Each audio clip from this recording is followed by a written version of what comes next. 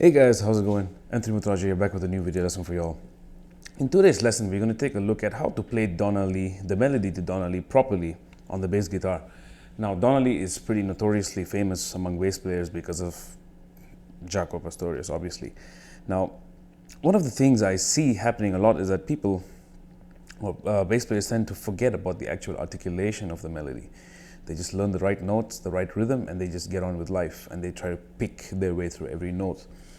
So I want to take a detailed look at the different combinations of picking technique, which is alternate, legato, staccato, pizzicato, and all that stuff, and how it affects the melody so much, and how this melody is a great study piece to develop different kinds of articulation. Okay, now if I take the first chunk of the phrase, okay, that's fine. I pick all those notes, pick the rest of the notes as well, but I'm not doing this. Especially those triplets, you don't want to emphasize them too much, because if you think about a horn player playing that melody, they don't do pa-ka-da-da-pa-peep, they do ta-da-da-da-da. It's very smooth because they breathe through it. It's not like bass where the production of the note is actually just physical. We don't actually have to breathe to make the note happen. So we forget all about breathing. So spend some time, get that down first. So 1, 2, and the rest of the phrase, C slide, the D flat slide down to C, and then B flat, A, pull off.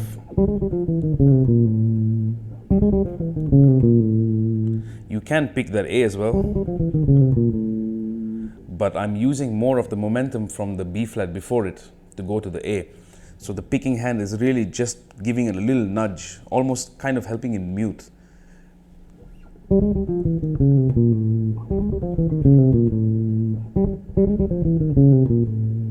see that? Very light. Okay, that's the first bit. Then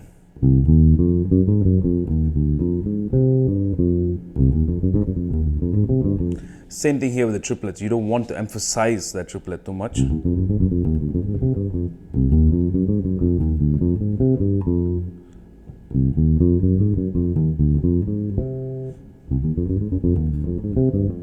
Okay, and now when you get to that C on top, you play the G on the below it, rolling your finger, and then down to the F.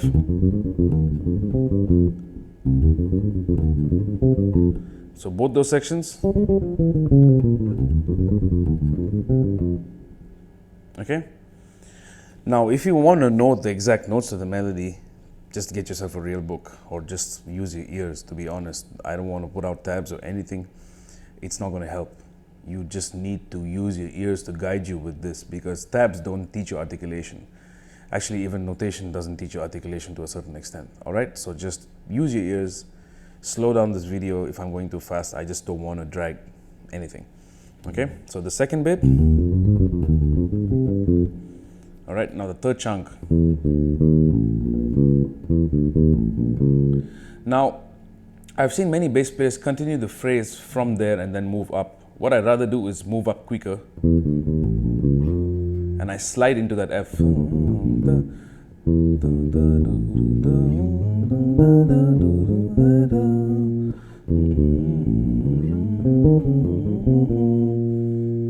And then it does, but Jaco did. Okay, so the third chunk.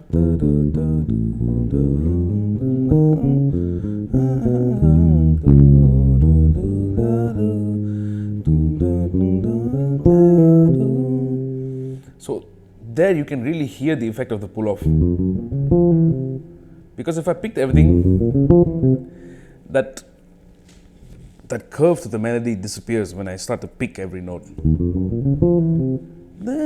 So it gives us, especially if you're swinging it. All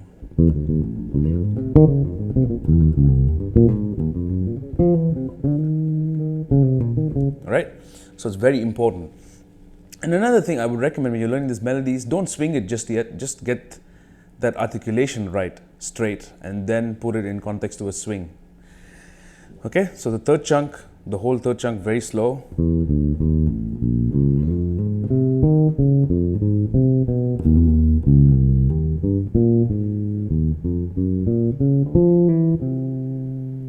Okay, the next chunk.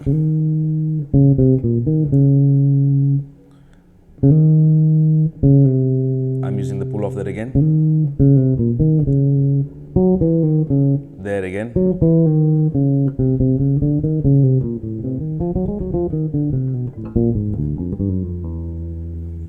The fourth chunk without any talking.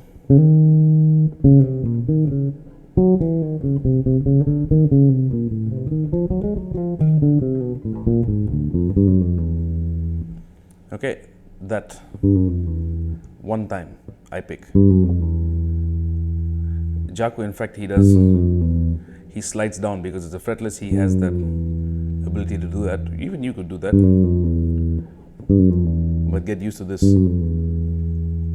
Okay, fifth chunk.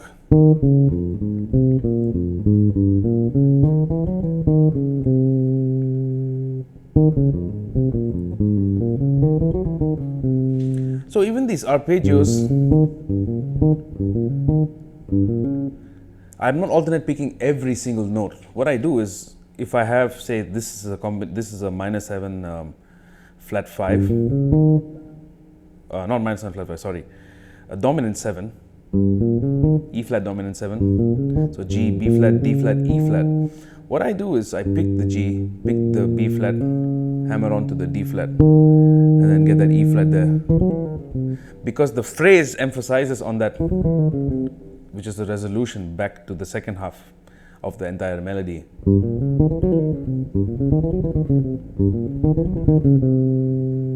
Okay? Now it goes back to the same as the first one.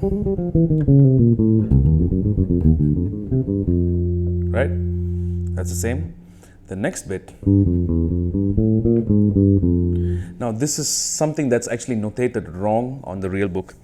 When you listen to the original recording of Charlie Parker and Miles Davis, what they do is A, B flat, then A flat down. They go up the A and come back down the A flat.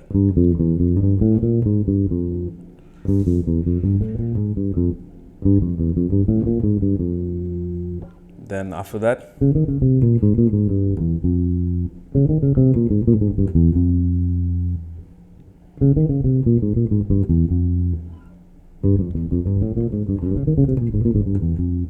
okay, be gentle with those triplets. So that's the second chunk of the second half. Now the third chunk, I know a lot of people tend to play from here.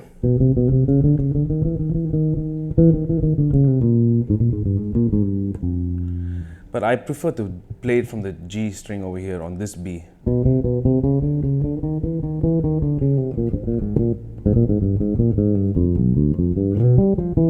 Because it gives a better momentum to go up to the root to finish the phrase. So I'm going to play that section really slow up until this G.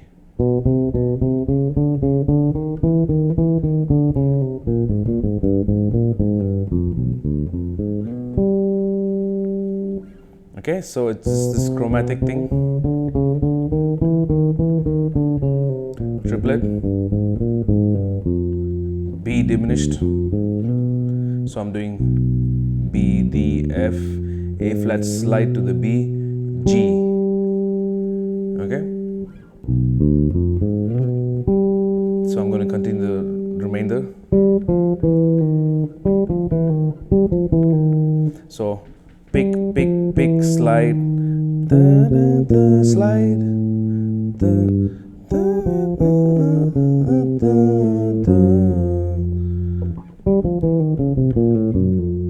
So pick, pick, pick, slide, pick, pick, slide, pick, pick, pick, slide, pick.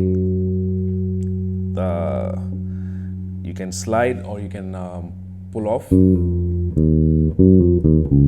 Okay. Then pick.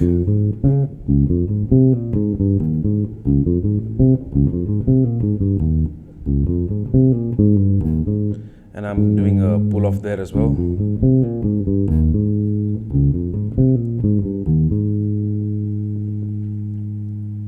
Okay, so that whole chromatic section to the ending of the entire melody.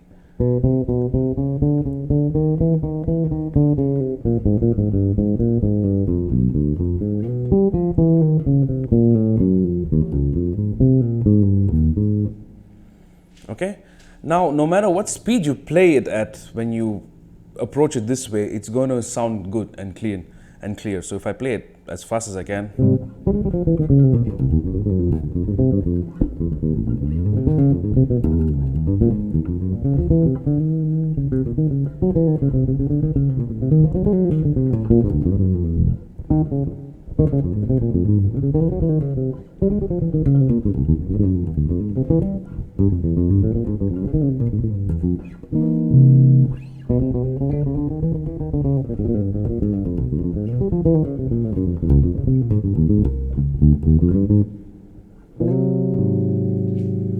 I actually can play it a lot faster, but I just want to keep it audible.